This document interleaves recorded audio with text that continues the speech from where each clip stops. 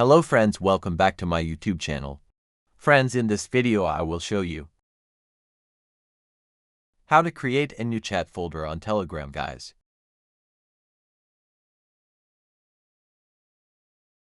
You can do it easily by following these steps. First, open Telegram. Then you can see 3 vertical lines. At top left corner, click on it. Then click on Settings option. Scroll down, you can see their chat folders option. Click on it, then click on Create New Folder option. Then click on Folder Name. Add there your folder name.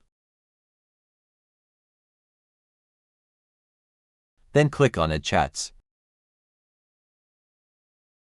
Select anyone chat as you wish. Then click on Tick option. Fine, then click on Save option at top right corner. Finally guys, in this way you can easily create new chat folder on Telegram.